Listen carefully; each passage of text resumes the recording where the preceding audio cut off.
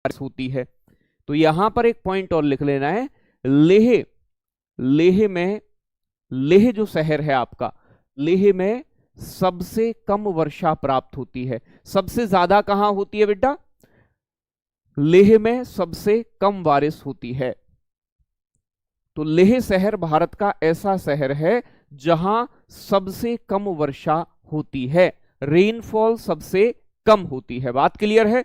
चलो भाई बहुत बढ़िया, गजब, बहुत बढ़िया, बहुत बढ़िया। स्टडी ब्लॉग बेटा, तुम जीवन से परेशान हो, तुम्हारा काम पढ़ना है ही नहीं, इसलिए तुम्हें मुक्ति देना मेरा कर्तव्य बनता है। चलो बच्चों, साथ के साथ जो लद्दाख का पठार है, लद्दाख समतल ऊंची उठी हुई जमीन है और ऐसी जमीन को प्लेट्यू कहा जाता है।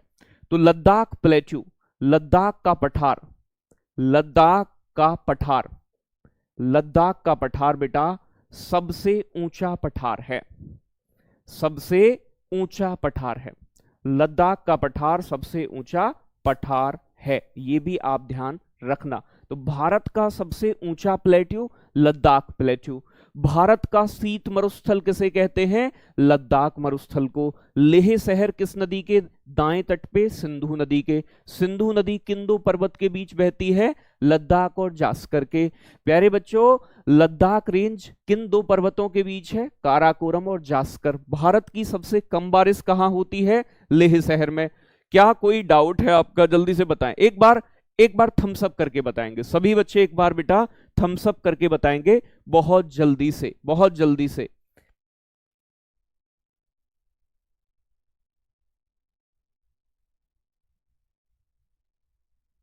ठीक है ना भाई? बात क्लियर ना? समझ में आना चाहिए एक एक बच्चे को कि मैंने क्या बताया है तुम्हें। ठीक है?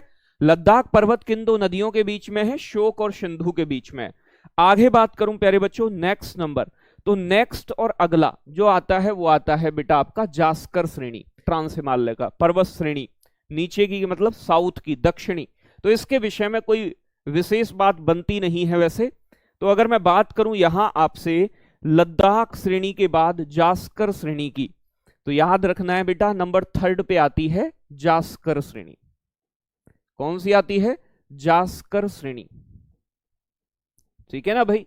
जास्कर श्रेणी, जास्कर श्रेणी बेटा ध्यान रखिएगा कि जास्कर श्रेणी साउथ में भारत के अंदर ट्रांस हिमालय की दक्षिणी श्रेणी है, ट्रांस हिमालय की दक्षिणी श्रेणी, यानी कि सबसे साउदर्न रेंज है, southern range of trans Himalayas in India. Trans Himalaya की दक्षिणी। और उत्तरी कौन सी है? तो बेटा उत्तरी मैंने आपको बताई थी काराकोरम। ट्रांस हिमालय की दक्षिणी श्रेणी, श्रेणी का मतलब माउंटेन रेंज मैंने आपको बताया था। ठीक है? साथ के साथ यहां पर कुछ जगह हैं, जैसे द्रास और कारगिल किस श्रेणी में आते हैं? तो ध्यान रखना है, एक है द्रास घाटी या द्रास सेक्टर, द्रास तथा कारगिल। द्रास तथा कारगिल किस श्रेणी में है? द्रास और कारगिल बेटा जास्कर श्रेणी के अंतर्गत आते हैं। द्रास एंड कारगिल। तो किस, कारगिल का युद्ध हुआ था आपको पता है, कारगिल की पहाड़ियों पर पाकिस्तान ने अटैक कर दिया, भारत ने कूट मारा। ठीक है? चलो भाई, और जास्कर श्रेणी से ही बेटा एक जास्कर नदी निकलती है, जास्कर नदी का उद्गम होता है। जास्कर नदी का उद्गम, ओरिजिनेट ऑफ मतलब Zanskar river originate from Zanskar range. तो जास्कर नदी का उद्गम भी यहीं से होता है। यहां द्रास और कारगिल शहर स्थित हैं। बात क्लियर है? चलो भाई बहुत बढ़िया, बहुत ही गजब। तो यहां तक बात समझ में आई है जितनी मैंने बताई है, और कोई जास्कर के विषय में खास बात नहीं है।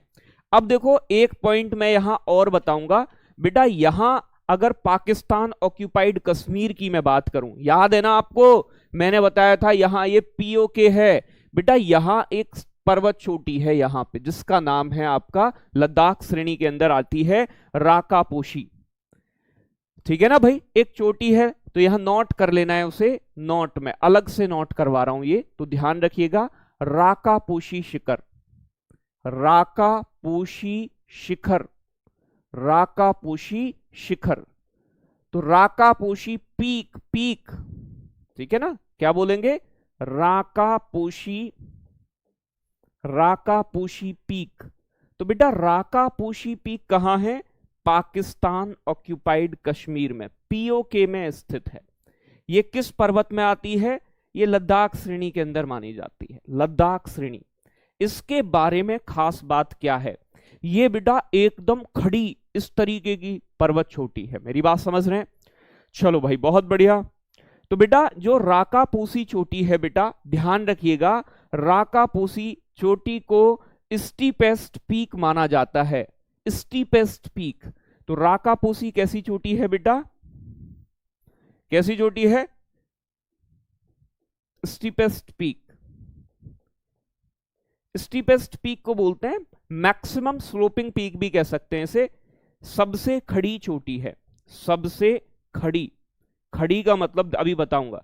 सबसे खड़ी चोटी यानी कि बेटा इस पर चढ़ पाना नामुमकिन है, ऐसा मानो आप। यानी कि एक तो पर्वत ऐसा है जो ऐसा चौड़ा चौड़ा है और एक बिल्कुल एकदम सीधा सीधा है। तो बेटा चढ़ना मुश्किल किस पे होगा? जो एकदम खड़ा खड़ा होगा, सीधा सीधा होगा। तो Rakaposhi peak located in Gilgit Baltistan, Pakistan occupied Kashmir, in Ladakh range. ये स्टीपेस्ट पीक है, खड़ी चोटी है। तो इस पर जो आपने सुना होगा ना, एडमंड हिलेरी, नरमिंग शेरपा जो नेपाली मूल के थे, आपको पता है, वो हिमालय पर पहली बार पहुंचे थे। भारत की आपको पता है उत्तराखंड की रहने वाली, नाकुरी गांव में पढ़ी हुई, क्या नाम है? भारत की पहली महिला जो माउंट एवरेस्ट पर पहुंची थी। चलो भाई हिंदी स्पीक, हिंदी बता रहे हैं बेटा। एक कह रहे हैं लेहाज मरुस्थल, फिर से बता दीजिए। बहुत बढ़िया बेटा, लेहाज मरुस्थल। क्या बात है मेरे दोस्त, तुमने दिल जीत लिया। बेटा लेहाज नहीं है वो, लद्दाख मरुस्थल है, लद्दाख। लद्दाख ये खे है, लद्दाख, लद्दाख, ठीक है ना। लद्दाख डेजर्ट, लद्दाख डेजर्ट जो है प्यारे बच्चों, ये एक कोल्ड डेजर्ट है। कोल्ड का मतलब ठंडा रेगिस्तान है। आपने सुना होगा ना लद्दाख में बर्फ गिरती है, तो बच्चे यहां पर बर्फबारी होती है, बर्फ जमा हो जाती है। तो ये लिहाज नहीं, लद्दाख है। और बिछेंद्री पाल भारत की पहली महिला है जो माउंट एवरेस्ट पर पहुंची थी। बात क्लियर है?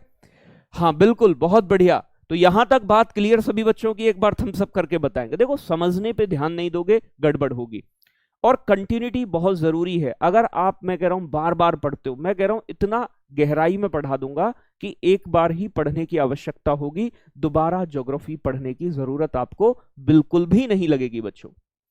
बात क्लियर है? एक बच्चा कह रहा है कल्पना चावला। अरे कल्पना चावला बेटा अंतरिक्ष में गई थी नासा की ओर से, तुम किसी को कहीं भी भेज देते हो, ऐसा कैसा काम चलेगा बेटा? तो ट्रांस हिमालय हमारा खत्म हो गया है। इसके बाद अब हिमालय पर्वत के विषय में जानना है। तो बेटा सबसे पहले अगर मैं बात करूं आपसे, तो हिमालय पर्वत बना कैसे, ये बात इंपॉर्टेंट आती है। तो फिर यहां लिखोगे origin of Himalayas, origin of Himalayas.